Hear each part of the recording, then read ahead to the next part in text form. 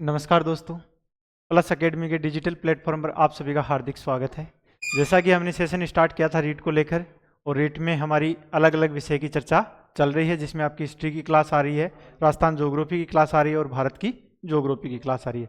बाकी जो भी विषय या भाषा बची हुई हैं उनकी जल्दी आपकी क्लासें और स्टार्ट हो जाएगी। और जैसे जैसे हमने बताया था कि जैसे हमारी क्लासें होंगी उसके बाद में जो भी PDF होती है वो हमारे टेलीग्राम चैनल पर आपको मिलती रहेगी। जैसे आज हमने अपलोड की है हिस्ट्री की जो भी PDF थी क्लासों की उनकी, और हमारा टेलीग्राम चैनल है प्लस एकेडमी स्टिकर के नाम से, उसको ज्वाइन करके आप वहाँ पर अलग अलग प्रकार के क्वेश्चन भी देख सकते हो क्विज टाइप में, और यहाँ पर जो भी PDF अर्थात जो भी मैटर है वो आपको मिल सकता है। उसके बाद में आप उसका प्रिंट आउट निकला कर पढ़ सकते हो। तो आइए हम चर्चा करते हैं इंडिया ज्योग्राफी की। और इंडिया ज्योग्राफी में हमारा फर्स्ट चैप्टर अर्थात फर्स्ट यूनिट कंप्लीट हो गई है। कौन सी? स्थिति और विस्तार की। स्थिति विस्तार के हमने 5 टॉपिक बनाए थे, अर्थात 5 पॉइंट के आधार पर उसकी चर्चा की है। और उसके अलावा अब अपना जो नेक्स्ट चैप्टर है वो है भारत के भौतिक प्रदेश या भारत का भौतिक विभाजन। तो आइए हम भौतिक प्रदेश की चर्चा करते हैं। देखो, भारत के भौतिक प्रदेश की हम चर्चा करें तो उच्चावच या भौमिकीय संरचना के आधार पर भारत के भौतिक प्रदेशों को 4 भागों में बांटा गया है। कितने भागों में बांटा गया है? 4 भागों में बांटा गया है। तो देखिए, भूगर्भिक संरचना, भूगर्भिक संरचना की विविधता ने देश में उच्चावच तथा भौतिक लक्षणों की विविधता को जन्म दिया। उच्चावच के आधार पर भारत को 4 भौतिक प्रदेशों में बांटा गया है। कितने भौतिक प्रदेशों में बांटा गया है? 4 भौतिक प्रदेशों में बांटा गया है, जिसमें 1 नंबर की हम बात करें तो पर्वतीय प्रदेश। कौन सा प्रदेश है?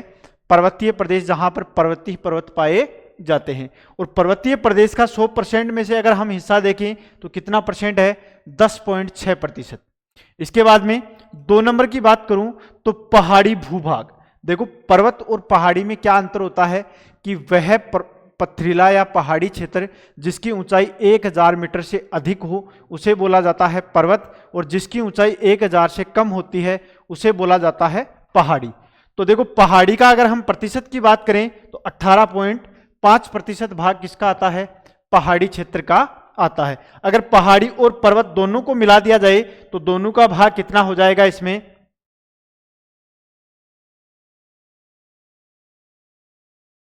29.1%। कितना हो जाएगा? 29.1%। इसके बाद में तीसरा है पठारी भूभाग, और पठारी भूभाग की चर्चा करें तो कितना है? 27.7%। कितना है? 27.7%। अर्थात सबसे ऊंचा पर्वत, पर्वत से नीचा पहाड़ी, और पहाड़ी से नीचा अर्थात धरातल समतल मैदान से थोड़ा सा ऊंचा भाग क्या कहलाता है? पठारी भाग कहलाता है। इनकी अलग अलग चर्चा करेंगे। इसके बाद में मैदानी जो भाग है, अर्थात भारत में सबसे ज्यादा विस्तार किस प्रदेश का पाया जाता है? मैदानी भाग का पाया जाता है। और मैदानी भाग कितना है? 43.2% है। अर्थात भारत में सबसे ज्यादा विस्तार मैदानी भाग का पाया जाता है। और मैदानी भाग का निर्माण किसके द्वारा होता है?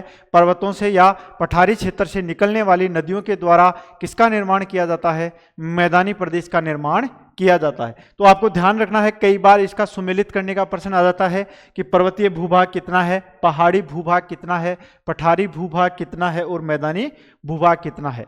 तो आप ऊपर से मत पढ़ा करो, क्योंकि एग्जामिनर का पता नहीं चलता कि वो क्वेश्चन किस प्रकार बना सकता है, और हम मोटे मोटे तौर पर पढ़ के चले जाते हैं और फिर हम सोचते हैं कि यार पहाड़ी 10 था या पठारी 10 था, ये समझ में नहीं आता है। तो आप एक बार गहरे तरीके से पढ़ा करो। आगे हम चर्चा करें कि भारत के भौतिक प्रदेशों को, अब देखो, भारत के भौतिक प्रदेशों का यह जो विभाजन था अर्थात 4 भागों में बांटा गया था भौमिकीय संरचना के आधार पर, यह विभाजन 1964 में किया गया। कब किया गया? 1964 में किया गया। और इसका प्रमाण हमें कहां मिलता है? तो देखो, एक पुस्तक है राजपत्र या गजेटियर ऑफ इंडिया। भारत की एक पुस्तक है राजपत्र या गजेटियर ऑफ इंडिया। इसमें हमें जानकारी मिलती है कि भौमिकीय संरचना के आधार पर भारत को 4 भौतिक प्रदेशों में बांटा गया है। और देखो, यह बुक किसके द्वारा लिखी गई थी? यह बुक लिखी थी प्रोफेसर SP चटर्जी के द्वारा। किसके द्वारा लिखी गई है? प्रोफेसर SP चटर्जी के द्वारा यह पुस्तक लिखी गई है। कौन सी? राजपत्र, भारत का राजपत्र या गजेटियर ऑफ इंडिया।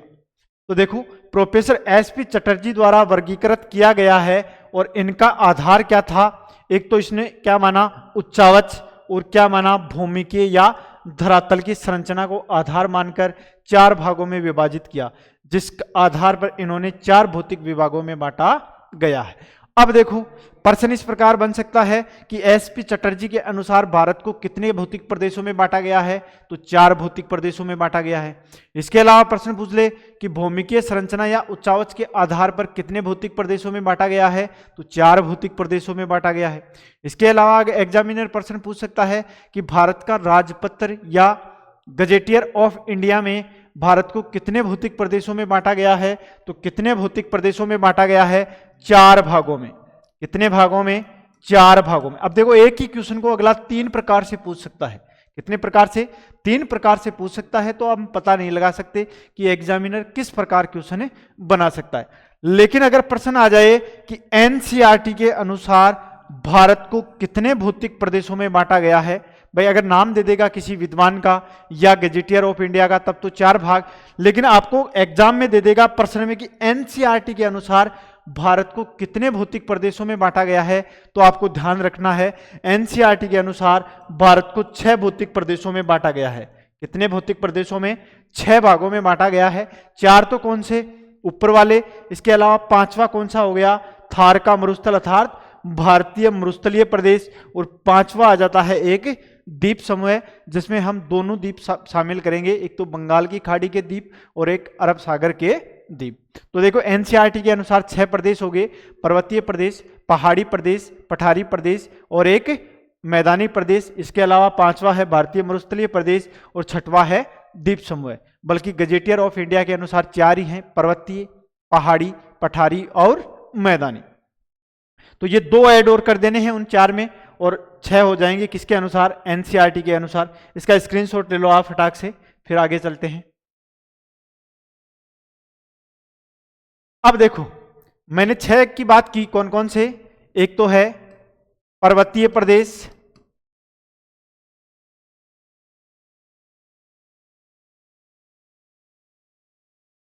दो नंबर पे है। अब देखो पर्वतीय प्रदेश में किसको शामिल कर दिया, पहाड़ी को भी इसमें शामिल कर दिया। 2 नंबर पे बात करें तो मैदानी प्रदेश,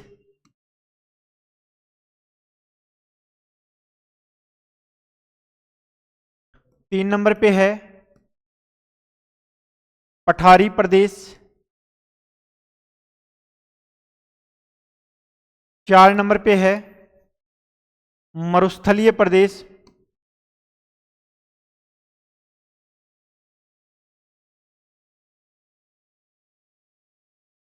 5 नंबर पे है तटीय मैदान,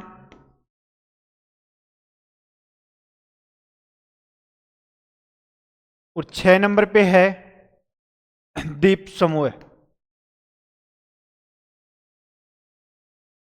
देखो एसपी चटर्जी के अनुसार पूछे तो 4 भाग बताने हैं आपको, लेकिन जब हम भारत के भौतिक प्रदेशों का अध्ययन करते हैं तो 6 प्रकार से अध्ययन करते हैं, जिसमें एक आता है मैदानी प्रदेश, पर्वतीय प्रदेश, मैदानी प्रदेश, पठारी प्रदेश, मरुस्थलीय प्रदेश, तटीय मैदान और द्वीप समूह। अब देखो इसमें जो मरुस्थलीय प्रदेश है ये इस मैदानी प्रदेश का ही भाग है। किसका भाग है, मैदानी प्रदेश का ही भाग है। अब देखो मैं बात करूं कि जो पर्वतीय प्रदेश 1 नंबर का है ये तो हो गया हिमालयी रेंज अर्थात पर्वतीय प्रदेश। इसके बाद में 2 नंबर पे आ गया नदर्न प्लेन्स अर्थात उत्तरी मैदानी प्रदेश। 3 नंबर पे मैं बात करूं पठारी प्रदेश की तो पेनिसुलर प्लेटू अर्थात पठारी प्रदेश। इसके बाद में 4 नंबर पे बात करूं मरुस्थलीय प्रदेश तो ये आ गया थार का डेजर्ट। इसके बाद में 5 नंबर पे बात करूं तटीय मैदान तो देखो दोनों तटों पे पश्चिमी तट और पूर्वी तट पर जो नदियां आकर डेल्टा बनाती हैं उससे मैदानी प्रदेश का निर्माण होता है। तो ये दोनों ही किसके भाग हैं, तटीय प्रदेश के भाग हैं। 6 नंबर की बात करूं द्वीप समूह तो देखो यहां पे तो है लक्षद्वीप और यहां पर भी है अंडमान निकोबार द्वीप समूह। तो इन दोनों द्वीपों की भी हम भारत के भौतिक प्रदेश में चर्चा करते हैं। तो देखो इस डायग्राम में देख लो ये वाला भाग है अर्थात इस कलर में जो भी है ये पर्वतीय प्रदेश है। इसके बाद में ये वाला जो भाग है असम मेघालय में भी इसका भाग आ रहा है, ये कौन सा हो गया, नदर्न प्लेन्स अर्थात मैदानी प्रदेश। इसके बाद में पेनिसुलर प्लेटू अर्थात पठारी प्रदेश, ये वाला बीच वाला भाग है अर्थात त्रिभुज की आकृति में बना हुआ है, ये कौन सा हो गया, पठारी प्रदेश। फिर इन दोनों किनारों पे अर्थात पूर्वी तट और पश्चिमी तट पर जो अलग कलर में दिखा रखा है ये कौन सा हो गया, तटीय मैदान। और ये वाले जो भाग हैं, ये छोटे छोटे द्वीप हैं, ये कौन से हैं, द्वीप समूह है अर्थात आइसलैंड वाले भाग हैं। तो इसका स्क्रीनशॉट ले लो एक। आगे चलते हैं। फिर आगे देखो, धरातलीय विशेषताओं के आधार पर भारत में निम्नलिखित भौतिक या भू आकृतिक प्रदेश पाए जाते हैं। अब देखो, हम जब भारत की ज्योग्राफी में भारत के भौतिक प्रदेशों को पढ़ते हैं तो उसमें 6 प्रकार से पढ़ते हैं। हिमालय पर्वतीय प्रदेश या उत्तरी पर्वतीय प्रदेश, जिसे इंग्लिश में बोला जाता है नदर्न माउंटेन रीजन। क्या बोला जाता है, नदर्न माउंटेन रीजन। दूसरा है उत्तरी मैदानी प्रदेश या नदर्न प्लेन रीजन। तीसरा है मरुस्थलीय प्रदेश या डेजर्ट रीजन। चौथा है प्रायद्वीपीय पठारी प्रदेश, पेनिसुलर प्लेटू रीजन। इसके बाद में 5वां है तटवर्ती मैदानी प्रदेश, कोस्टल प्लेन रीजन। और इसके बाद में 6वां है द्वीप समूह अर्थात आइसलैंड ग्रुप रीजन। तो देखो, भारत के भौतिक प्रदेशों का अध्ययन हम करेंगे तो इस 6 आधार पर चर्चा करेंगे, जिसमें 1 बाय 1 की हम क्या करेंगे, डिटेल से चर्चा करेंगे। सबसे पहले हम बात करेंगे हिमालय पर्वतीय प्रदेश की। किसकी चर्चा करेंगे, हिमालय पर्वतीय प्रदेश की। तो देखो, उत्तरी पर्वतीय प्रदेश की हम चर्चा करें तो उत्तरी पर्वतीय प्रदेश का निर्माण किसके द्वारा होता है, एक तो होता है यूरेशियाई प्लेट और एक होता है इंडियन प्लेट के टकराने से। इसकी चर्चा हम आगे करेंगे। ये बात कौन कहता है, कोबर के अनुसार हिमालय पर्वतीय प्रदेश का निर्माण होता है 2 प्लेटों के टकराने से अर्थात क्षैतिजीय संकुचन होता है और इसके द्वारा इस हिमालय पर्वत की क्या होती है, उत्पत्ति होती है। तो देखो, यह भारत के उत्तरी भाग में पश्चिम से पूर्व दिशा की ओर एक चापाकार रूप में फैला हुआ है।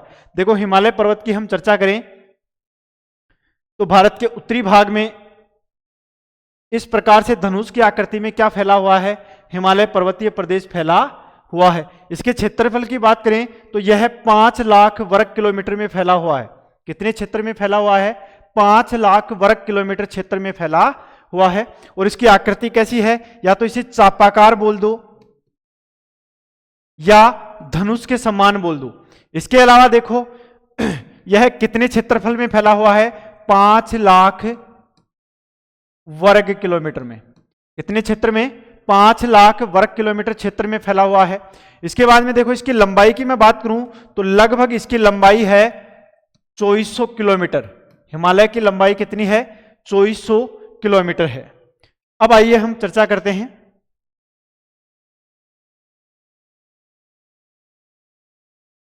तो देखो, यह किस दिशा में, उत्तर दिशा में भारत के पश्चिम से पूर्व दिशा की ओर चापाकार रूप में विस्तृत है। यह प्रदेश भारत के लगभग कितने क्षेत्रफल पर फैला हुआ है, 5 लाख वर्ग किलोमीटर क्षेत्र पर फैला हुआ है।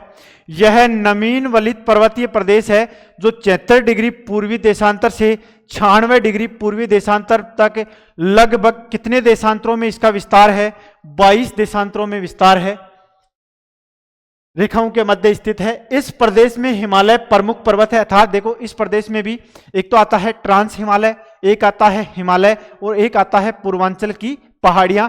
इन तीनों में सबसे मुख्य भाग है जो कौन सा है, हिमालय पर्वतीय प्रदेश है। तो देखो, इस प्रदेश में सबसे प्रमुख वाला जो भाग है वो हिमालय पर्वत है, जिसका निर्माण यूरेशियाई प्लेट व इंडियन प्लेट के टकराने से होता है। मैंने अभी क्या बताया कि हिमालय पर्वतीय प्रदेश का निर्माण यूरेशियाई प्लेट व इंडियन प्लेट के टकराने से होता है, अभिसरण या टकराने से हुआ है। यह, अब देखो, इस पर्वतीय प्रदेश में ग्रेनाइट या निस चट्टानें पाई जाती हैं। कई बार प्रश्न आता है कि कौन सी चट्टानें पाई जाती हैं, ग्रेनाइट या निस चट्टानें पाई जाती हैं। इस प्रदेश की प्रमुख पर्वतमाला हिमालय है, जिसकी उत्पत्ति से संबंधित विभिन्न सिद्धांत प्रमुख हैं। अब देखो, हिमालय की उत्पत्ति से संबंधित प्रमुख सिद्धांत दिए गए हैं। उन सिद्धांतों की 1 बाय 1 हम चर्चा करें तो देखो, कई बार एग्जाम में आता है कि कोबर का कौन सा सिद्धांत है, तो भूसन्नति सिद्धांत किसने दिया, कोबर ने दिया। इसके बाद में प्लेट विवर्तनिकी सिद्धांत पूछ लेता है। इसके अलावा आर्थर होम्स के अनुसार संवहन तरंग सिद्धांत, तो एग्जाम में दे देगा आपको कि संवहन तरंग सिद्धांत किसने दिया, तो किसने दिया, आर्थर होम्स ने। इसके अलावा सिडनी बुराड के अनुसार संकुचन सिद्धांत, और सिडनी बुराड क्या कहता है कि 2 प्लेटों में संकुचन हुआ क्षैतिजीय, जिस कारण हिमालय पर्वतीय निर्माण क्या हुआ, उत्पत्ति हुई। अब देखो, ये मान लो आपके पास मार्कर है, इस मार्कर के दोनों दिशाओं से अगर हम दाब लगाएंगे तो ये बीच वाला भाग वलित होकर क्या हो जाएगा, ऊपर उठ जाएगा इस प्रकार। जैसे मान लो ये पेन है, इसके इस दिशा से भी हमने जोर लगाया और इस दिशा से भी क्या लगाया, दाब लगाया, तो ये बीच वाला भाग इस प्रकार से वलित संरचना में क्या हो जाएगा, ऊपर उठ जाएगा। तो ये बताता है कि संकुचन सिद्धांत सिडनी बुराड का। हैरी हेस या मॉर्गन के अनुसार प्लेट विवर्तनी की सिद्धांत, अर्थात हैरी हेस या मॉर्गन बोलता है कि दो प्लेटों के टकराने से किसका निर्माण होता है, हिमालय पर्वतीय प्रदेश का निर्माण होता है। तो देखो ये सिद्धांत मोस्ट इंपॉर्टेंट है, इसका आप एक बार स्क्रीनशॉट ले लो ताकि आप जब भी पढ़ो बार बार आप इनको देख सको। अब आगे बात करते हैं, सबसे जो महत्वपूर्ण सिद्धांत है हिमालय की उत्पत्ति से संबंधित, वो सिद्धांत है कोबर का। कोबर ने सर्वप्रथम कोबर के द्वारा वलित पर्वतों की उत्पत्ति की व्याख्या करने के लिए भूसन्नति सिद्धांत का प्रतिपादन किया। प्रश्न पूछ ले आपसे कि भूसन्नति सिद्धांत किसने दिया, कोबर ने। या प्रश्न पूछ ले कि कोबर का कौन सा सिद्धांत है वलित पर्वतों से संबंधित, तो कौन सा है, भूसन्नति सिद्धांत। मोस्ट इंपोर्टेंट करके लिख लेना, कोबर का भूसन्नति सिद्धांत। इस सिद्धांत का समर्थन किस किसने किया, एक तो किया एडवर्ड स्वेस व अरगोंड ने कोबर के भूसन्नति सिद्धांत का क्या किया, समर्थन किया। इस समर्थन का मतलब हो गया कि जो भी बात कोबर ने कही है ये उस बात को क्या करते हैं, मानते हैं कि वास्तव में हिमालय पर्वत या वलित पर्वतों का निर्माण जो कोबर ने सिद्धांत दिया है उसी के अनुसार होता है। कोबर ने भूसन्नतियों को पर्वतों का क्या कहा है, पालना कहा है, और भूसन्नति लंबे, सकरे व छिछले सागर को कहा है। क्या कहा है, लंबे छिछले सागर को कोबर ने क्या कहा है, भूसन्नति कहा है, जिसकी चर्चा हम एक डायग्राम के माध्यम से करने वाले हैं। कोबर के अनुसार 7 करोड़ वर्ष पूर्व हिमालय के स्थान पर क्या था, टेथिस भूसन्नति या टेथिस सागर था, जिसके उत्तर में अंगारा लैंड था और दक्षिण में गोंडवाना लैंड नामक अग्र भूमियां थी या अग्र प्रदेश थे। इन दोनों के मध्य टेथिस भूसन्नति विस्तृत थी या टेथिस भूसागर स्थित था। भूसन्नतियां दो दृढ़ भूखंडों के मध्य स्थित अवतलाकार झील के समान संरचना है, जो अवसादों के जमाव के साथ साथ भार में वृद्धि होने के कारण नीचे की ओर क्या हो गया, दसाव हो गया। अर्थात यह जो भूसन्नति है यह दो उठे हुए भूभाग थे, उनके मध्य अवतलाकार आकृति में था, जिसमें नदियों द्वारा लाए गए अवसाद से यह भूसन्नति नीचे धंसने लगी और नीचे धंसने के कारण किसका निर्माण हुआ, हिमालय पर्वतीय प्रदेश का निर्माण हुआ। अब देखो एक डायग्राम के माध्यम से हम इसकी चर्चा करते हैं कि पहले एक भूभाग था जिसे बोला गया पेंजिया।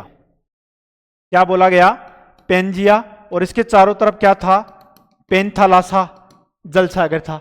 अब इस पेंजिया का विभाजन होता है प्राचीन काल में, तो एक जो भाग टूटकर ऊपर साइड में जाता है उसे बोला जाता है अंगारा लैंड, अंगारा लैंड, और जो नीचे वाला भाग है उसे बोला जाता है गोंडवाना लैंड, गोंडवाना लैंड। अब इन दोनों के मध्य एक भूसन्नति आ गई, उस भूसन्नति को बोला जाता है टेथिस, टेथिस भूसन्नति अर्थात टेथिस सागर। अब देखो प्राचीन समय में क्या होता है कि पेंजिया टूट जाता है, दो भाग बन जाते हैं, एक अंगारा लैंड और एक गोंडवाना लैंड। अब यह टेथिस भूसन्नति यह थोड़े नीचे थी इन दोनों भागों से और ये ऊपर उठे हुए भाग थे। अब इनसे जो भी नदियां निकलती हैं वह अवसाद लेके आती हैं और इस टेथिस भूसन्नति में क्या करती हैं, जमा करती रहती हैं। अब जमा करने के कारण इस टेथिस भूसन्नति में क्या हो गया, दाब बढ़ गया, और दाब बढ़ने के कारण यह टेथिस भूसन्नति क्या हो गई, नीचे बैठती गई, और इन दोनों भागों का दबाव एक दूसरे की तरफ हुआ। कहां हुआ, जैसे ही ये भाग नीचे गया तो ये वाला भाग इस तरफ खिसका और अंगारा लैंड दक्षिण की तरफ खिसका। इन दोनों के खिसकने से इसके बीच वाला जो भाग था वह वलित होकर क्या हो गया, ऊपर की ओर उठ गया। किस प्रकार हो गया, वलित होकर ऊपर उठ गया। एक बात तो यह बोलता है कौन, कोबर। अब इसके अलावा देखो कोबर क्या बोलता है कि ये दो भाग थे जिसमें एक था अंगारा लैंड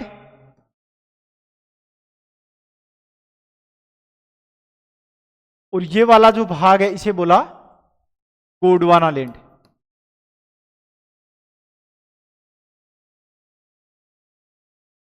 और इन दोनों को कोबर ने क्या कहा? अग्र प्रदेश या अग्र भूमियां। क्या नाम दिया? अग्र प्रदेश। और इन दोनों के मध्य जो भाग था उसे क्या बोला गया? टेथिस भूसन्नति। और इसे भी क्या नाम दिया टेथिस कोबर ने? अग्र प्रदेश।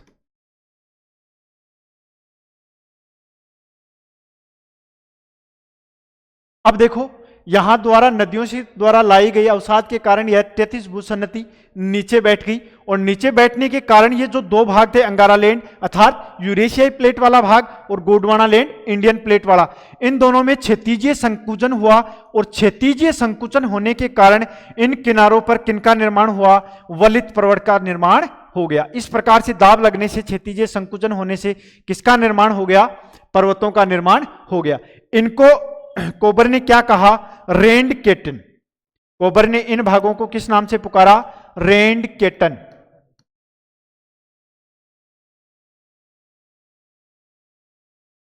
ये वाला भाग भी क्या था?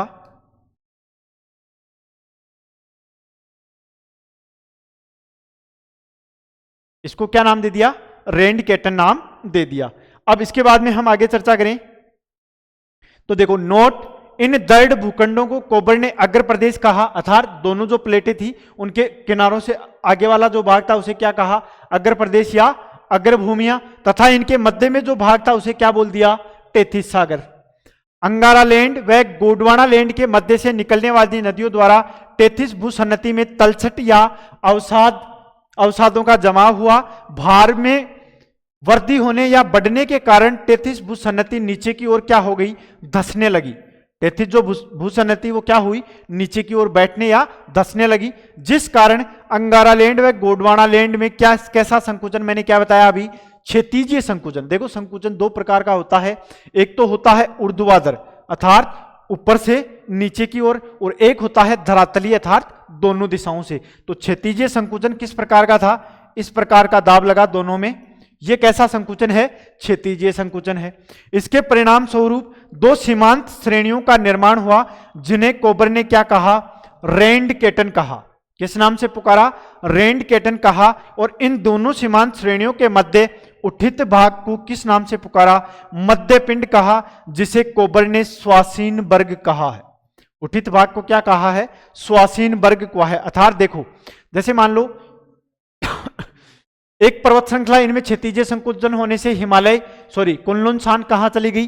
चाइना की तरफ। एक जो क्षैतिजीय संकुचन होने के कारण एक पर्वत श्रृंखला कहां आ गई? भारत, नेपाल, भूटान में होती हुई म्यांमार से कहां चली गई? बंगाल की खाड़ी में। अब इन भागों को तो क्या कहा? रेंड केटन। किसने कहा? रेंड केटन, कोबर ने कहा। और ये वाला जो भाग था इसको भी क्या कहा? रेंड केटन। और ये कैसी भूमि थी? अग्र प्रदेश। अग्र प्रदेश। अब इसके बाद में देखो ये भाग और इन दोनों के मध्य एक उठित भाग और बच गया। कुनलुन सान और हिमालय के मध्य जो उठित भाग था इसे कोबर ने क्या कहा? मध्यपिंड।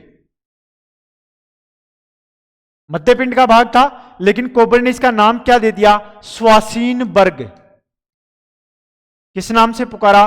स्वासीन वर्ग। तो आपसे पूछ ले कई बार कि स्वासीन वर्ग क्या होता है, तो बोल देना कि दो पर्वत श्रृंखलाओं के मध्य उठित भाग या मध्य पिंड को स्वासीन वर्ग के नाम से जाना जाता है। तो यह चीज आपके समझ में आ गई होगी। और जो हिमालय की उत्पत्ति वाले जो भाग हैं अर्थात किनारों वाले भाग हैं, उन्हें किस नाम से जाना जाता है? रेंड केटन के नाम से जाना जाता है। आगे देखो, एडवर्ड स्वेस के अनुसार, अब देखो कोबर ने तो इतनी बातें बता दी, अब दो भाग बताए, अंगारा लैंड और गोंडवाना लैंड।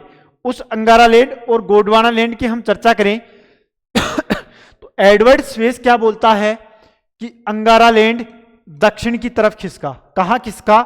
दक्षिण की तरफ खिसका। और गोंडवाना लैंड कैसा रहा? स्थिर रहा। यह वाला भाग क्या रहा? स्थिर। और यह क्या हुआ? दक्षिण की ओर इसका क्या हुआ? किसका हुआ? ये तो कौन बोल रहा है? Edward Suez. अर्थात अंगारा लैंड दक्षिण की ओर खिसका तथा गोंडवाना लैंड कैसा रहा? स्थिर रहा। कई बार पूछ लेता है कि एडवर्ड स्वेस के अनुसार अंगारा लैंड स्थिर रहा या दक्षिण की ओर खिसका। इसके अलावा देखो इमाइल आर्गोन के अनुसार क्या बोल रहा है? ये इसका उल्टा बोल देगा, ये बोल देगा कि अंगारा लैंड तो कैसा रहा? स्थिर रहा, और जो गोंडवाना लैंड था ये किस तरफ खिसका? उत्तर की ओर इसका क्या हुआ? खिसकाव हुआ, दोनों में टकराव हुआ, क्षैतिजीय संकुचन हुआ, जिस कारण हिमालय पर्वत की क्या हुई? उत्पत्ति हुई। आगे देखो, अब देखो इनमें दोनों में आपको विपरीत करना है एक दूसरे का। एडवर्ड स्वेस के अनुसार अंगारा लैंड दक्षिण की ओर खिसका तथा गोंडवाना लैंड कैसा रहा? स्थिर रहा। दूसरा क्या बोल रहा है इमाइल आर्गोन? कि गोंडवाना लैंड उत्तर की ओर खिसका, अंगारा लैंड कैसा रहा? स्थिर। तो आपको ऐसे इसको एक दूसरे को क्या कर देना है? विपरीत करना है। आगे देखो कोबर क्या कहता है? कोबर इन दोनों के विपरीत कहता है, अर्थात इन दोनों की बातों का क्या कर देता है? समावेश कर देता है। कोबर कहता है कि गोंडवाना लैंड तो कहां खिसका? सॉरी, अंगारा लैंड तो नीचे की अर्थात दक्षिण की ओर खिसका, और अंगारा लैंड तो दक्षिण की ओर खिसका, और गोंडवाना लैंड किस तरफ खिसका? उत्तर की ओर खिसका। दोनों में क्षैतिजीय संकुचन हुआ, जिस कारण किसका निर्माण हुआ? हिमालयी पर्वतीय प्रदेश का निर्माण हुआ। अंगारा लैंड दक्षिण की ओर खिसका, गोंडवाना लैंड उत्तर की ओर खिसका, अर्थात दोनों एक दूसरे की ओर खिसके, अर्थात विपरीत दिशा में खिसके। दूसरा सिद्धांत बताया मैंने, प्लेट विवर्तनिकी सिद्धांत। यह सिद्धांत हिमालय की उत्पत्ति की सर्वश्रेष्ठ व्याख्या करता है, अर्थात सबसे महत्वपूर्ण सिद्धांत माना जाता है हिमालय की उत्पत्ति से संबंधित। तो कौन सा आता है? प्लेट विवर्तनिकी सिद्धांत। और इस सिद्धांत के अनुसार बताया जाता है कि यूरेशियाई प्लेट और इंडियन प्लेट दोनों में टकराने से किसका निर्माण हुआ है? हिमालय पर्वतीय प्रदेश का निर्माण हुआ है। तो देखो यह सिद्धांत हिमालय की उत्पत्ति की सर्वश्रेष्ठ व्याख्या करता है। इस सिद्धांत के अनुसार 7 करोड़ वर्ष पूर्व उत्तर में स्थित यूरेशियाई प्लेट की ओर भारतीय प्लेट उत्तर पूर्व दिशा में गतिशील हुई। इन दोनों प्लेटों के अभिसरण से 33 सागर अर्थात 33 भूसन्नति थी, उसके अवसादों में वलन पड़ने लगा एवं हिमालय पर्वत का क्या हो गया? निर्माण हो गया।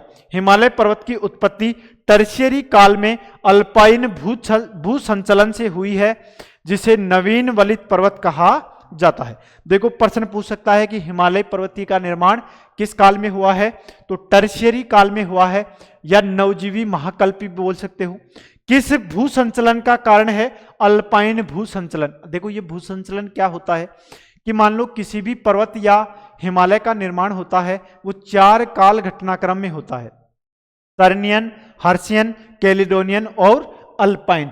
अल्पाइन जो भूसंचलन की घटना है ये सबसे नवीन है। कैसी है? सबसे नवीन है। और हिमालय जो पर्वत प्रदेश है यह भी सबसे नवीन वलित पर्वत है। हिमालय पर्वत के बाद में विश्व में कहीं भी किसी भी पर्वत का निर्माण नहीं हुआ है। और किस काल में हुआ है?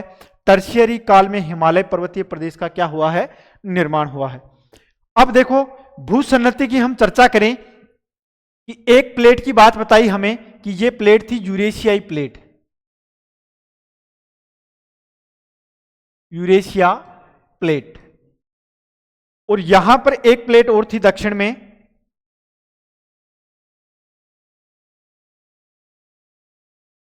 Indian plate. इन दोनों के मध्य क्या था? 33 सागर। अब देखो अभी क्या बताई लाइन में कि जो इंडियन प्लेट थी यह उत्तर पूर्व दिशा में खिसकी, अर्थात इस तरफ खिसकी। कौन सी प्लेट? Indian plate. और इस तरफ खिसकते हुए यह किससे जाकर टकराई?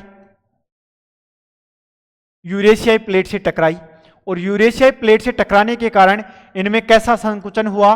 क्षैतिजीय संकुचन हुआ। और इन दोनों के मध्य किसका निर्माण हो गया? हिमालय पर्वतीय प्रदेश का निर्माण हो गया। इस प्रकार से किसका निर्माण हो गया? हिमालय पर्वतीय प्रदेश का निर्माण हो गया।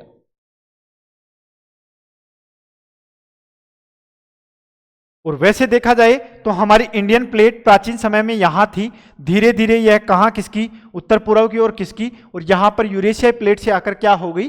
टकरा गई। तो देखो दोस्तों, आज की अपनी क्लास थी भौतिक प्रदेश की, और भौतिक प्रदेश में हमने सबसे पहला जो चैप्टर लिया है वो कौन सा लिया है?